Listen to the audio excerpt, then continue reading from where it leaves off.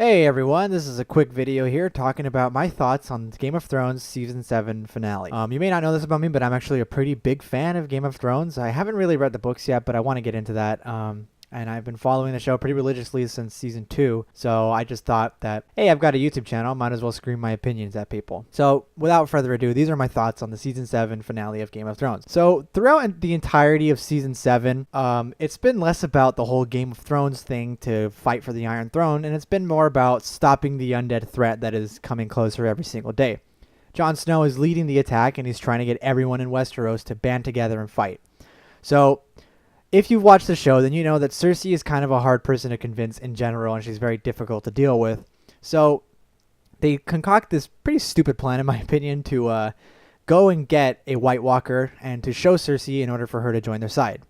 So this is the episode where they're finally all together in King's Landing. Daenerys Targaryen, Jon Snow, Cersei, Tyrion, Grey Worm, the Hound, the Mountain, everyone. Oh, not Grey Worm. They're all together. And they have this big meeting and they talk about it, and Jon Snow shows them the White Walker and all that.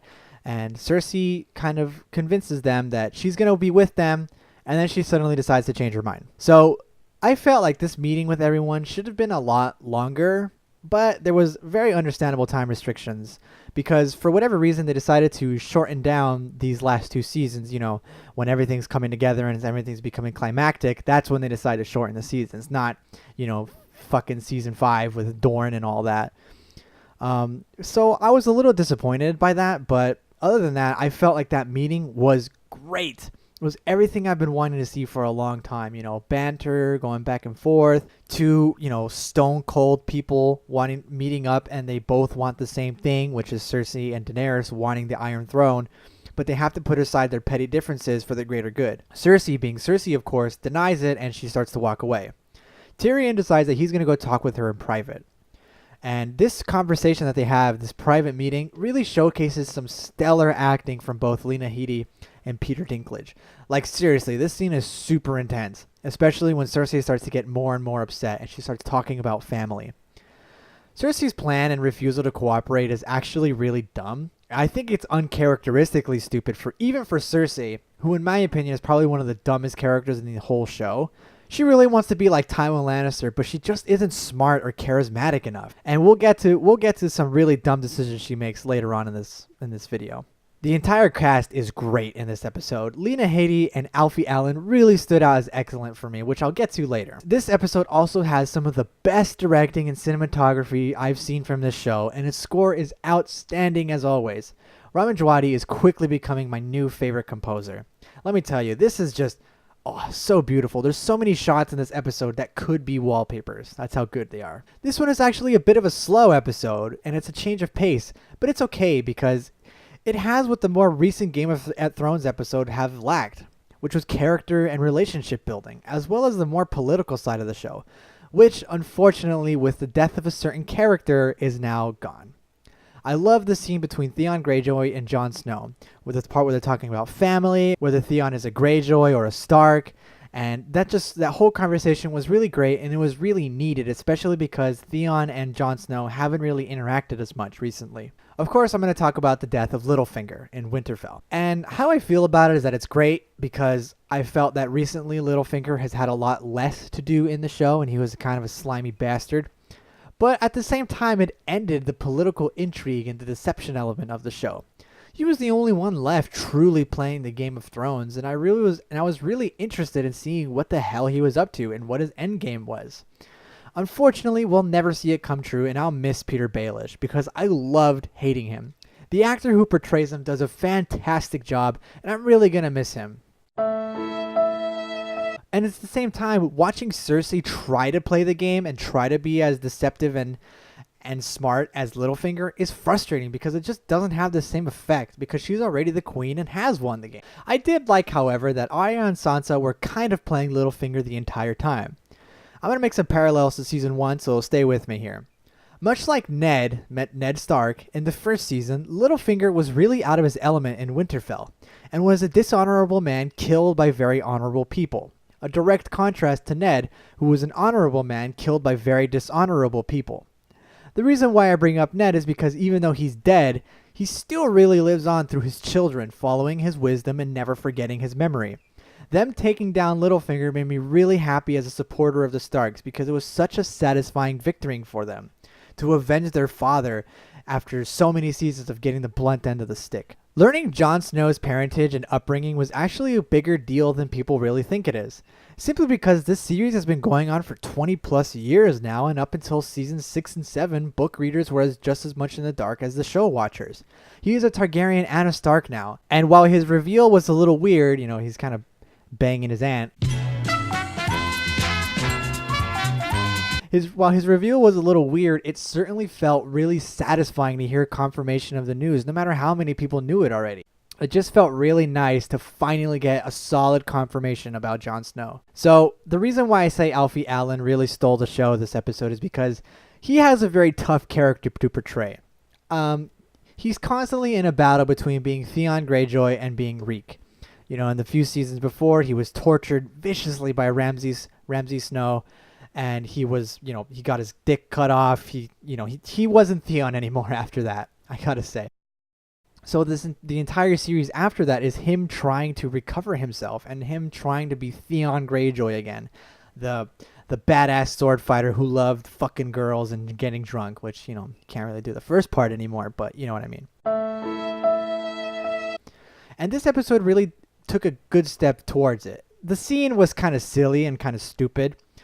His bannermen or his fellow Greyjoys are leaving back home to retreat from the undead, but Theon decides that no, they're gonna go save their sister, and he gets the shit beat out of him. But when the guy tries to kick Theon in the balls, he doesn't have any, so he beats the shit out of him. I thought it was a really dumb scene, but it's whatever. Theon is Theon again for now until something else scary happens. For now, we have Theon back, and I thought that scene was very powerful. Especially how Alfie Allen played it. I think that he's a very good actor and he hasn't had a lot of time to shine. So I'm really glad that they gave him that scene to really show what he can do as an actor. Okay, now Cersei's plan at the end of the episode is really, really stupid.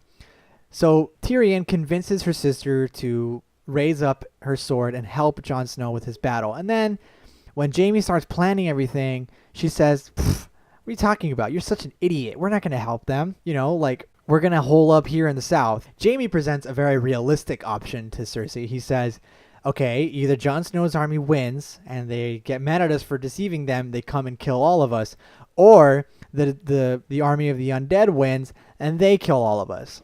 We don't have Dragonglass, we don't have Valyrian steel, we don't have Dothraki. All we have is a bunch of undisciplined, untrained men.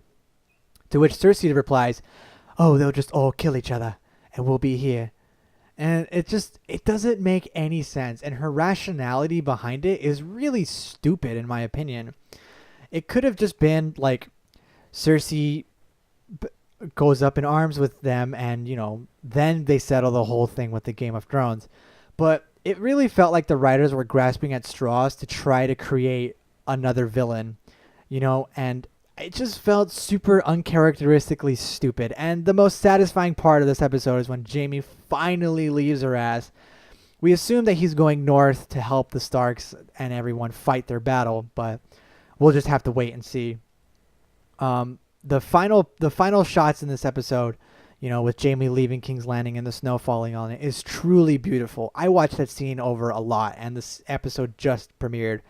It's such a great scene, honestly, and the music that plays behind it is very, very good. So to finally wrap this up, the wall finally comes down. The Night King with his dragon Viserion, he burns the wall down and lets his army pass through. This scene was probably less tense than it should have been, because I thought that this wall was gonna be like super hard to take down and fucking reinforced with magic and all that, but the Night King just kind of like, and then it gets taken down. It's I get it, they're running out of time, but I felt like if they had the time, it would have taken much longer and there would have been much more of a defense from the Night's Watch rather than just all of them fucking dying immediately. Which if Tormund dies, I'm gonna fucking throw a fit, because he has to have his babies with Brienne of Tarth, god damn it. Anyways, this episode was actually pretty good, and a lot different from the pace that we've been seeing from season 7. It was a lot slower, whereas season 7's a really fast-paced season. So I kind of like that. For season 8, all bets are off. I really felt that in season 7, a lot of characters had like a sort of protection or a plot armor. But with season 8, that's the last season. So it's like, okay, now we've got to fucking go balls to the walls. We got to kill everyone because Game of Thrones as a show is losing its balls, in my opinion. So I really look forward to season 8 and see what they can do. It sucks that I got to wait almost 2 years for the next season, but hopefully it's as good and we get a satisfying resolution to this show, because it's been a long time coming, and I'm really happy that, the show's definitely improved from season 5. And yeah, I'm really excited for season 8, and season 7 is the reason why, because it got me super hyped for it. So that's it for this video, guys. As a special little announcement, I guess, I'm going to start rewatching Game of Thrones and reviewing every season. I don't know how often they'll come out, because Game of Thrones is a very long show and I want to give it the time and the time and attention that it deserves. So I can't really guarantee when season 1 will be out, but I can say that it is coming. So if that's interesting to you, go ahead and stick around and subscribe, and I will see you guys next time.